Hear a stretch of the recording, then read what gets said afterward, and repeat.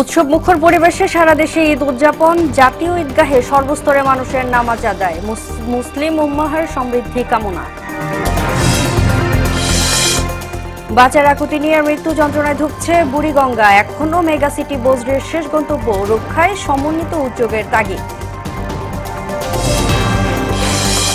পুরনো জরাজীর্ণ ভবনে চলছে খুলনা জেলার রেজিস্ট্রি অফিস, রোদ বৃষ্টিতে নষ্ট হচ্ছে মূল্যবান দলিল, ৮ বছরেও আলোর মুখ দেখেনি নতুন প্রকল্প। এবং ঈদের ছুটিতে পর্যটকদের পথ ভারে মুখর কক্সবাজার সমুদ্র সৈকত, জমজমাট হোটেল মোটেল রেস্তোরাঁ, নিরাপত্তায় ট্যুরিস্ট পুলিশ।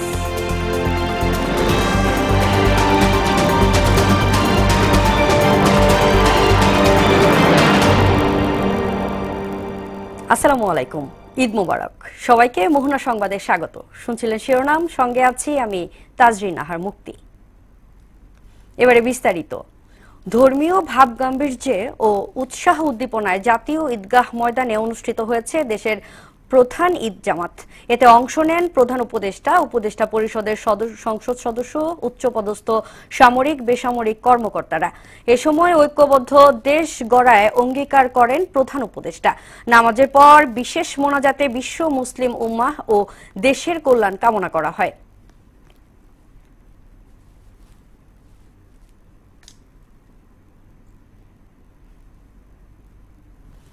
বাঁচার আকুতি নিয়ে মৃত্যু যন্ত্রণায় ধুঁকছে বিশ্বের অন্যতম দূষিত নদী বুড়িগঙ্গা। মেগাসিটি ঢাকায় বাসাবাড়ি ও কলকারখানার যাবতীয় বজ্রের শেষ গন্তব্য যেন এই নদী। রাসায়নিক বজ্রের প্রাচুর্য এত বেশি যে নদীর পানিতে ব্যাকটেরিয়া পর্যন্ত বেঁচে থাকতে পারে না। মৃত্যুমুখে পতিত বুড়িগঙ্গাকে রক্ষায় সমন্বিত উদ্যোগের তাগিদ দিয়েছে গবেষকরা।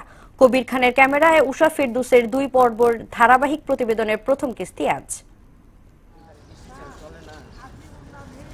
পৃথিবীতে যত নগর ও সভ্যতা গড়ে উঠেছিল তার প্রায় সবই নদ নদী কিংবা সমুদ্র কেন্দ্রিক। বাংলাদেশের রাজধানী ঢাকা শহরও ব্যতিক্রম নয়। 400 বছর আগে বুড়িগঙ্গা নদী তীরেই গড়ে ওঠে শহরটি, অথচ সময়ের পরিক্রমায় এই শহরটি বুড়িগঙ্গাকে মৃত্যুর দিকে ঠেলে দিয়েছে তিল তিল করে।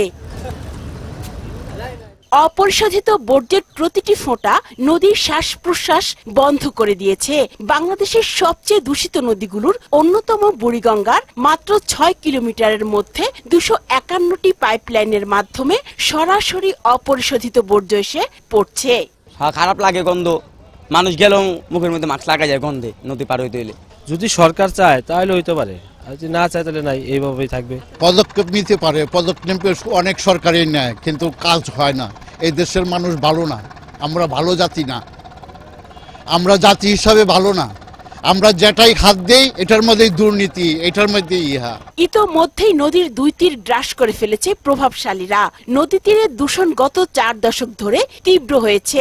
অবস্থা এমন পর্যায়ে পৌঁছেছে যে বিশ্বের দূষিত নদীর তালিকায় বুড়িগঙ্গার অবস্থান 5ম। শহর থেকে যে সমস্ত বর্জ্যগুলো নদীতে এসে পড়ে সেইগুলোর মধ্যে কেমিক্যাল ওয়েস্টের একটা বড় একটা অংশ আছে, কেমিক্যাল ওয়েস্টের। এবং এই ওয়েস্টটাকে যদি আপনি কনসিডার করেন, এই ওয়েস্টের ফলে বায়োডাইভার্সিটি ধ্বংস হতে বাধ্য। এবং লাইকওয়াইজ নদীতে যখন এই ধরনের কেমিক্যাল ওয়েস্ট যখন জমা হয় তখন এর প্রভাব মাছদের উপরে পড়ে। যদি এই বর্জ্য ব্যবস্থাপনাকে যদি প্রপারলি যদি ম্যানেজ না করতে পারে, ব্যবস্থাপনা যদি সাইন্টিফিক না হয়, তাহলে এইটা আমাদের এনভায়রনমেন্ট ইকোসিস্টেমের উপরে লং টার্ম অনেক মারাত্মক একটা ইফেক্ট পড়বে। বিশ্ব স্বাস্থ্য সংস্থার মতে বিশ্বের সবচেয়ে দূষিত নদীগুলোর মধ্যে একটি বুড়িগঙ্গা। প্রতিদিন শহরের 60,000 ঘনমিটারের বেশি বিষাক্ত বর্জ্য এই নদীতে ফেলা হয়। উষা ফিরদৌস, মোহনা সংবাদ, ঢাকা। খুলনা জেলার রেজিস্ট্রি অফিস ভবন এখন আতঙ্কের নাম। 200 বছরের পুরাতন ভবনে ঝুঁকি নিয়ে চলছে দাপ্তরিক কাজ। জরাজীর্ণ ভবনটির ছাদ ভেঙে বৃষ্টির পানিতে নষ্ট হয়ে যাচ্ছে মূল্যবান দলিলপত্র। প্রতিনিয়ত ভেঙে পড়ছে ভবনের দেয়াল ও ছাদের পেলেস্তারা। নতুন ভবন নির্মাণের প্রকল্প নিলেও নানান জটিলতায় গত 8 বছরেও তা আলোর মুখ দেখেনি। শহীদুল হাসানের প্রতিবেদনে জানাচ্ছেন তাহসিন দারিন। 1866 সালে বৃহত্তর খুলনার তৎকালীন মহাকুমার সব জমির দলিল সহ গুরুত্বপূর্ণ নথিপত্র সংরক্ষণে খুলনা জেলা রেজিস্ট্রি অফিস প্রতিষ্ঠা করা হয়, যেখানে খুলনা ও বাগেরহাটের 2 লক্ষাধিক বালাম ও রেকর্ড বই সহ নানা নথিপত্র সংরক্ষিত আছে। কিন্তু গত 200 বছরেও এই ভবনের কোনো সংস্কার ও উন্নয়ন হয়নি। কর্মকর্তা কর্মচারীদের নিরাপত্তার জন্য ছাদের নিচে টানানো হয়েছে বাঁশের চাটাই, জাল ও মশারি। তার নিচে চলছে দাপ্তরিক কাজ। জলীয় আর্দ্রতায় বৃষ্টির পানি পড়ে রেকর্ড ও নথিপত্র পচে নষ্ট হয়ে যাচ্ছে। বাংলাদেশের বিভিন্ন প্রান্তের লোকের জমি জমা আছে আমাদের এখানে। এই কাগজপত্রগুলো সংরক্ষণ করা খুব কঠিন হয়ে যাচ্ছে। পুরো ছাদ ভেঙে পড়ে মারাত্মক ক্ষতির অবস্থায় আছে। অনেকের সমস্যা হয়েছে, হাসপাতালেও নিয়ে যাওয়া হচ্ছে অনেকে। সব নষ্ট হয়ে যাবে, এরপরে মানুষ কোনো আর ডকুমেন্টস পাবে না, কেউ নকল তুলতে পারবে না, কেউ এনসি করতে পারবে না, দলিল করতে পারবে না। আমরা এবং খুলনাবাসী এবং এই এলাকার লোক খুব আমরা অসুবিধায় পড়বো। সমস্ত থানার সম্পত্তি রেকর্ড এইখানে, এই রেকর্ড আল্লাহ না করুক কিছু হয়ে গেলে এই অঞ্চলে একেবারে মহামারী অবস্থা দেখা দেবে। সেবা গ্রহীতারাও জেলা রেজিস্ট্রার ভবনে সংরক্ষিত জমির দলিল, রেকর্ড সহ সকল নথিপত্র সংরক্ষণে দ্রুত নতুন ভবন নির্মাণের দাবি জানিয়েছেন। এর প্রতি আমরা দৃষ্টি আকর্ষণ করছি যাতে আমাদের এই বিল্ডিংটা সুন্দর এবং সুন্দরভাবে মডেল অফিস হিসাবে আমরা দেখতে চাই, তো যাতে আমাদের এই ভবনটা আসলে সংস্কার হয়। নতুন ভবন নির্মাণে কার্যকর ব্যবস্থা নেয়ার দাবি এই নাগরিক নেতার। নতুন ভবনের কাজ হাত দেওয়া হোক এবং দ্রুত সময়ের মধ্যে নতুন ভবনে এই জরাজীর্ণ ভবন থেকে যে নথিপত্র এবং এখানকার যে কার্য সম্পাদন হয় সেটি সরিয়ে নেওয়া হোক। ভবনটি ঝুঁকিপূর্ণ স্বীকার করে এই কর্মকর্তা বললেন, প্রকল্প বাস্তবায়নে মন্ত্রণালয়ে চিঠি দেওয়া হয়েছে, আবার ঊর্ধ্বতন কর্মকর্তাদের সাথে যোগাযোগ করা হবে। খুবই জরাজীর্ণ অবস্থা, যে কোনো সময় যে কোনো দুর্ঘটনা ঘটতে পারে। তো যেহেতু আমি নতুন এসেছি, আমি এই সংক্রান্ত আরেকটি চিঠি আমি আমার ঊর্ধ্বতন কর্তৃপক্ষকে সার্বিক বিষয়টি এবং সার্বিক পরিস্থিতি অবহিত করে আমি এলাম।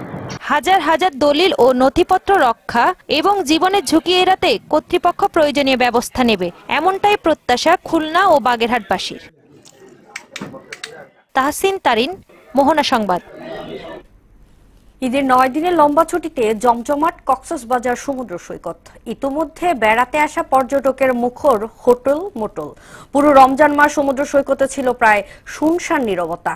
হোটেল মোটেল, গেস্ট হাউস ও রিসোর্টগুলোতে ছিল অনেকটা ফাঁকা। বন্ধ ছিল পর্যটক নির্ভর রেস্তোরাঁ সহ অন্যান্য ব্যবসা। সেই নীরবতা ভেঙেছে ঈদ উল ফিতরের ছুটিতে। পর্যটকদের বরণ করে নিতে হোটেল মোটেল, রিসোর্ট ও রেস্তোরাঁগুলো নিয়েছে ব্যাপক প্রস্তুতি।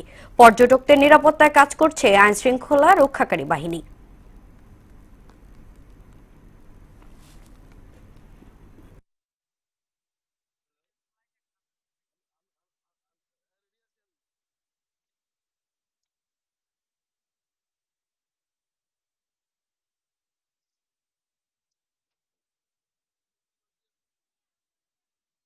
যুক্ত হচ্ছেন সহকর্মী আমানুল হক। আমানুল, সমুদ্র সৈকতে পর্যটকদের ভিড় কেমন দেখছেন আজ?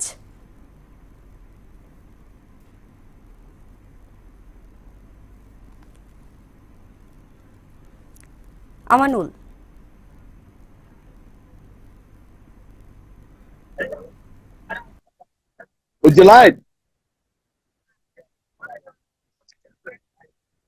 এখন কি ওকে আছি? এখন কি ওকে আছি বস?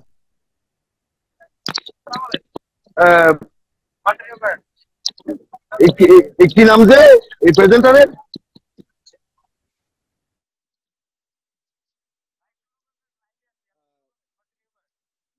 আপনাকে ধন্যবাদ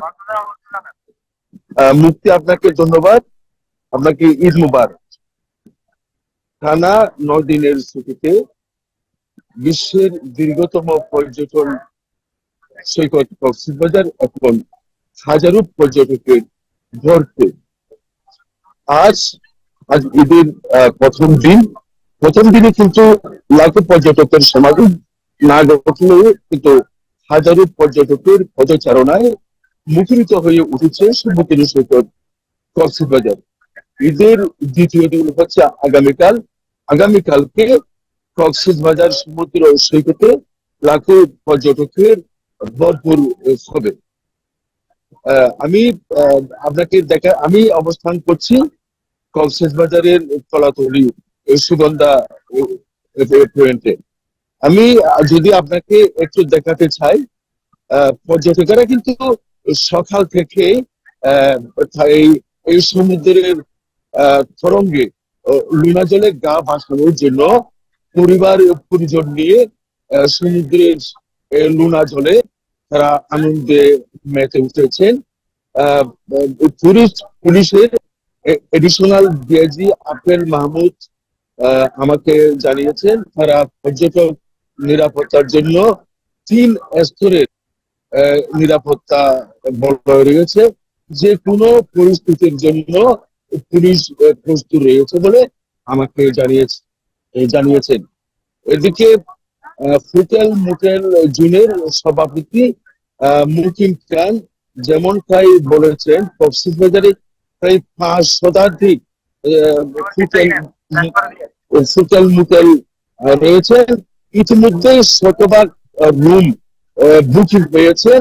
তবে অনেকেই মনে করছে যে ক্ষতি পুষিয়ে এই ঈদের যে ক্ষতি সেটা পুষিয়ে অন্তত তারা আশার আলো দেখবে। তাছাড়া সকল কিছু ঠিক থাকবে, পর্যটকেরা তাদের নিরবিচ্ছিন্নভাবে কক্সবাজার সমুদ্র সৈকত ভ্রমণ করবে এমনটাই আশা করছে সংশ্লিষ্টরা। এই ছিল কক্সবাজার থেকে আমার সর্বশেষ সংবাদ। পটুয়াখালীতে আগাম জাতে তরমুজের বাম্পার ফলন হয়েছে। তরমুজ বিক্রিতেও ভালো দাম পাচ্ছেন কৃষকরা। আবহাওয়া অনুকূলে থাকায় ৩,০০০ কোটি টাকার তরমুজ বিক্রির আশা করছেন কৃষি বিভাগ। খোকন হাওলাদারের প্রতিবেদন, জানাচ্ছেন আফরিন পপি। পটুয়াখালীতে এবার আগাম চাষ হওয়া তরমুজের বাম্পার ফলন হয়েছে। ডিসেম্বরের শুরুতেই জেলার গলাচিপা, রাঙ্গাবালি, কলাপাড়া ও বাউফল উপজেলার চাষিরা আগাম তরমুজের আবাদ শুরু করে। অনুকূল আবহাওয়া এবং রোগবালাই না থাকায় 2.5 থেকে 3 মাসের মধ্যেই বাম্পার ফলন হয়েছে। তাতে হাসি ফুটেছে কৃষকের মুখে। তবে কিছু কিছু এলাকায় তরমুজ লুট ও চাঁদাবাজির ঘটনায় কৃষকেরা দুশ্চিন্তায় ছিলেন। তবে চাঁদাবাজি রুখতে নৌ এবং সড়ক পথে নানা কর্মসূচি নেওয়া হয়। সময় যেটা মানুষের মনে চাঁদা বা বিভিন্ন ইস্যু থাকে সেই সব মাথায় রেখে আমাদের পটুয়াখালী পুলিশ কাজ করতেছে। প্রতিটি পয়েন্টে আমরা ইফেক্টিভ ক্লোজ মনিটর রাখতেছি। তরমুজের বাম্পার ফলন হয় দাম ক্রেতাদের হাতের নাগালে। আমি সরে গেছি, সেখানে দেখছি 100-150 টাকায় অনেক বড় তরমুজ কেনা যায়। আমাদের এখানে দামও মানুষের কেনার ক্ষমতার মধ্যে হচ্ছে, সবাই মোটামুটি কিনতে পারছে এবং পার্টিও ভালো দাম পাচ্ছে, এবং যে দাম পাচ্ছে তাতে শহরের মানুষ যারা কিনে খাচ্ছে সস্তায় কিনে খাচ্ছে। দেশের নানা প্রান্ত থেকে পাইকাররা এসে ক্ষেত থেকেই কিনে নিচ্ছেন তরমুজ। পটুয়াখালী জেলার বিভিন্ন জায়গা থেকে কৃষকের কাছ থেকে আমরা ক্ষেত হিসেবে কিনে আমরা এখানে এনে আড়তে পাইকারি বিক্রি করি। তরমুজের বাজার ভালোই পাইছি, মোটামুটি আলাদা কৃষকরা এবছর লাভবান আছে। কেজিতে বিক্রি হয়, এবছর কেজিতে বিক্রি কাস্টমার কেনায় খুশি, আমরা বেচারাও। চাষিদের সহায়তায় সরাসরি মাঠ পর্যায়ে কাজ করছে কৃষি বিভাগ। এবছরে মাঠের অবস্থা খুবই ভালো, রোগ পোকামাকড় আক্রমণ একদম নাই বললেই চলে, এবং কৃষকদেরকে প্রয়োজনীয় কৃষি উপকরণ সঠিক সময়ে সরবরাহ দেওয়া সম্ভব হয়েছে, এবং কৃষি বিভাগ কর্তৃক মনিটরিং এবং কারিগরি সহায়তা পর্যাপ্ত ছিল বিদায় এবারে মাঠের অবস্থা খুবই ভালো। গত বছর পটুয়াখালীতে 23,350 হেক্টর জমিতে তরমুজ আবাদ হয়েছিল। চলতি বছর আবাদ হয়েছে 28,500 হেক্টর জমিতে। আফরিন পপি, মোহনা সংবাদ। এবারে খেলার খবর। আইপিএলে টানা 2 ম্যাচ হারের পর প্রথম জয়ে দেখা পেল মুম্বাই ইন্ডিয়ান্স। ঘরের মাঠ ওয়াংখেড়েতে কলকাতা নাইট রাইডার্সকে তারা হারিয়েছে 8 উইকেটে। টস হেরে আগে ব্যাট করতে নামা কলকাতা আশওয়ানির কুমারের বোলিং তোপে 16 ওভার 2 বলে সবকটি উইকেট হারিয়ে 116 রান তুলতে সক্ষম হয়। বর্তমান চ্যাম্পিয়ন্সদের হয়ে সর্বোচ্চ 26 রান করেন আঙ্গাকিস রাঙ্গাফান্সি। জবাবে রায়ান রিকলটনের অপরাজিত 62 ও সূর্যকুমার যাদবের 27 রানের সুবাদে 43 বল হাতে রেখে 2 উইকেট হারিয়ে জয় তুলে নেয় মুম্বাই। ম্যাচ সেরা হয়েছেন আশওয়ানির কুমার। দর্শক, এই পর্যায়ে সবাইকে আমন্ত্রণ জানাচ্ছি সংবাদপত্রের পর্যালোচনা ভিত্তিক পত্রিকার চোখের দেশ অনুষ্ঠানে।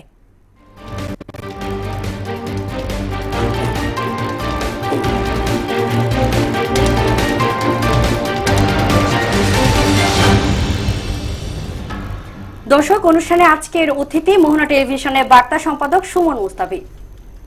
সুমন, পত্রিকার চোখে দেশ অনুষ্ঠানে আপনাকে স্বাগত। ধন্যবাদ। ঈদ মোবারক। এই পর্যায়ে আমরা বলতে চাচ্ছি যে যেহেতু আমাদের পত্রিকা অফিসগুলো বন্ধ আছে, তো এখন আমরা নিউজ পত্রের যে হেডলাইন গুলো ছিল সেগুলো নিয়ে কথা বলবো। তো সুমন, প্রথমেই জানতে চাচ্ছি যে উৎসব মুখর পরিবেশে সারা দেশের যে ঈদ উদযাপন, জাতীয় ঈদগাহে সর্বস্তরের মানুষের নামাজ আদায়, মুসল্লিদের যেই উম্মার সমৃদ্ধি কামনা, এই বিষয়ে যদি কিছু বলতেন। ধন্যবাদ আপনাকে। যেটি আপনি আগে বললেন, আমরা জানি পত্রিকা অফিসগুলোতে 3 দিনের ছুটি আছে, সেই হিসেবে আজকেও পত্রিকা বের হয়নি, হয়তো আগামীকাল থেকে পত্রিকা বের হতে পারে।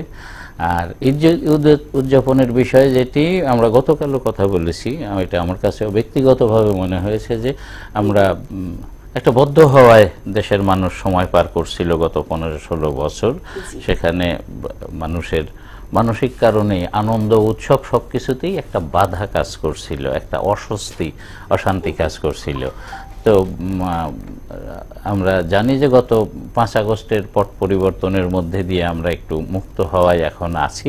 সম্ভবত মানুষের আনন্দের সাথে সেটি যুক্ত হয়েছে, ধর্মীয় উৎসবের সাথে সেটি যুক্ত হয়েছে, এবং সেই আনন্দে মানুষ উৎসব মুখর পরিবেশে সারা দেশে আমরা যতটা খবর পেয়েছি যে খুব উৎসব মুখর পরিবেশে, আনন্দঘন পরিবেশে সবাই ঈদ উদযাপন করেছে। প্রতিটি অঞ্চলে, প্রতিটি গ্রামে গ্রামে ঈদ জামাতে ব্যাপক সংখ্যক মানুষের উপস্থিতি। আগের বাস্তবতাটা এমন ছিল রাজনৈতিক কারণে যে হয়তো কোনো একটি দলের কিছু নেতাকর্মী তারা ঈদ জামাতে যাওয়ার সাহস করতে পারেনি, যেতে পারেননি, যাননি। ঈদের নামাজে গেলে তারা হামলার শিকার হতে পারেন এমন আশঙ্কায় অনেকে ঈদ জামাতে যাননি। তো সব মিলে আর কি, যে এখন যে উন্মুক্ত পরিবেশ, সেই পরিবেশে মানুষ আনন্দঘন পরিবেশে ঈদ উদযাপন করছেন। এর পিছে আরও একটি বড় কারণ, সেটি হচ্ছে যে এই রোজায় মাস জুড়ে নিত্যপণ্যের বাজার অনেকটা স্থিতিশীল ছিল, নিয়ন্ত্রণে ছিল, যা আগের 1-2 মাসের সাথে তুলনা করলেও মানে এটা মনে হয় যে হ্যাঁ অনেক পার্থক্য মনে হয়। তো পণ্যমূল্য স্থিতিশীল থাকায় মানুষের মনে একটু স্বস্তিও ছিল। সব মিলে আর কি মনে হয় যে আনন্দঘন পরিবেশে ঈদ উদযাপন করা হয়েছে। ধন্যবাদ সুমন। তারপরও আমি আরেকটা ব্যাপার নিয়ে বলতে চাচ্ছি যে এই যে বাঁচার আকুতি নিয়ে মৃত্যু যন্ত্রণায় ধুঁকছে বুড়িগঙ্গা, এখনো মেগাসিটি বজ্রের শেষ গন্তব্য রক্ষায় সমন্বিত উদ্যোগের যে তাগিদ, এই যে বুড়িগঙ্গায় এই যে বজ্রের যে ব্যাপারগুলো, সেগুলো নিয়ে যদি কিছু বলতেন।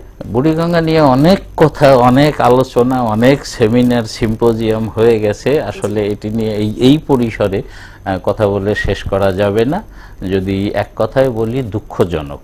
বুড়িগঙ্গা এমন একটি নদী, বিশ্বের অন্যান্য অনেক শহরের সাথে যদি তুলনা করা যায় তাহলে বলতে হয় যে এটি প্রকৃতির দান আমাদের জন্য, দেশের জন্য এটি প্রকৃতির দান।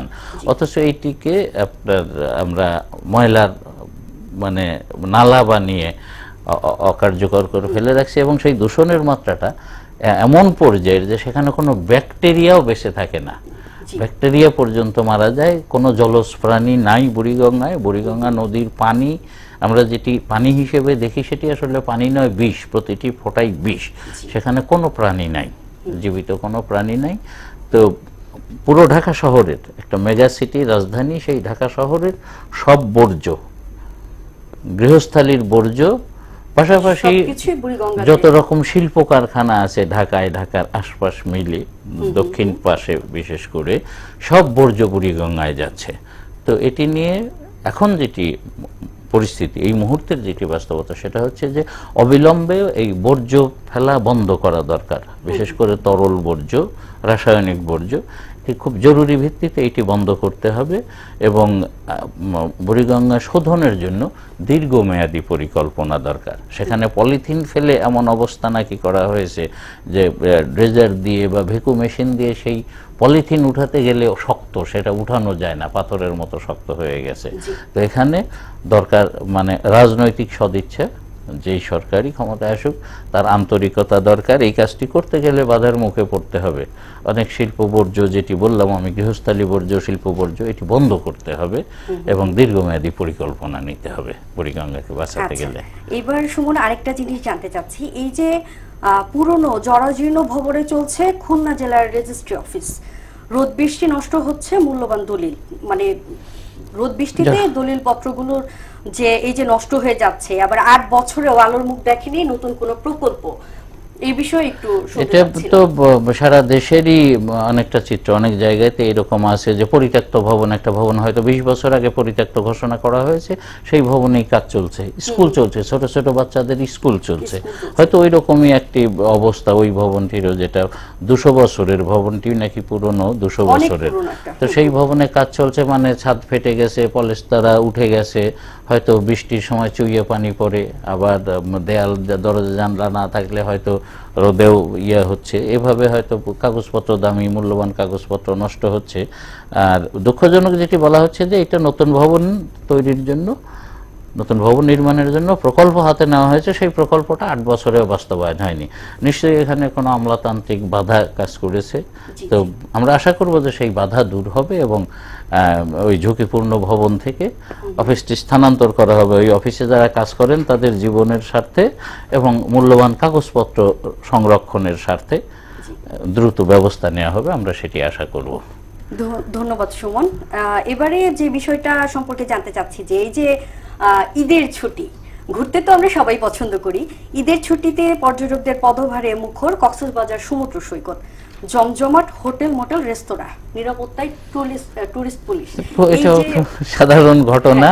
আমরা জানি যে এবারের ঈদে বিশেষ করে মানে দীর্ঘদিনের মধ্যে আর কি লম্বা, সবচেয়ে লম্বা ছুটি। তো এই ছুটিতে সবাই চায় আর কি ঘুরতে। তো ঘোরার জন্য তো টুরিস্ট জোনগুলো প্রথম পছন্দে থাকে মানুষের, কক্সবাজার, কুয়াকাটা বা আপনার পাহাড়ের বিভিন্ন এলাকা, নিশ্চয়ই এইসব জায়গায় মানুষ ঘুরতে গেছেন। তো সেই হিসেবেই হয়তো জমজমাট হয়ে উঠেছে কক্সবাজার, খুবই স্বাভাবিক ঘটনা।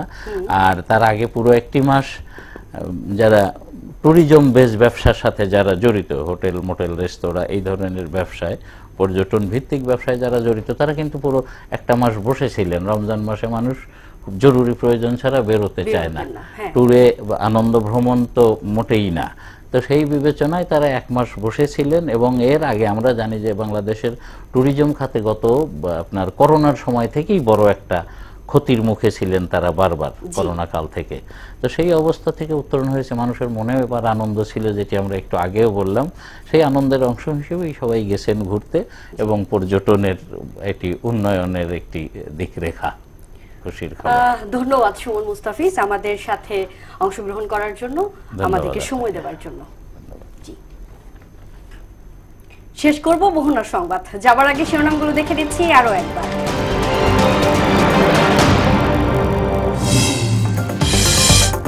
উৎসব মুখর পরিবেশে সারা দেশে ঈদ উদযাপন, জাতীয় ঈদগাহে সর্বস্তরের মানুষের নামাজ আদায়, মুসলিম উম্মাহের সমৃদ্ধি কামনা। বাঁচার আকুতি নিয়ে মৃত্যু যন্ত্রণায় ধুঁকছে বুড়িগঙ্গা, এখনো মেগা সিটি বজ্রের শেষ গন্তব্য, রক্ষায় সমন্বিত উদ্যোগের তাগিদ। পুরনো জরাজীর্ণ ভবনে চলছে খুলনা জেলার রেজিস্ট্রি অফিস, রোদ বৃষ্টিতে নষ্ট হচ্ছে মূল্যবান দলিল, 8 বছরেও আলোর মুখ দেখেনি নতুন প্রকল্প। এবং ঈদের ছুটিতে পর্যটকের পদভারে মুখর কক্সবাজার সমুদ্র সৈকত, জমজমাট হোটেল মোটেল রেস্তোরাঁ, নিরাপত্তায় টুরিস্ট পুলিশ।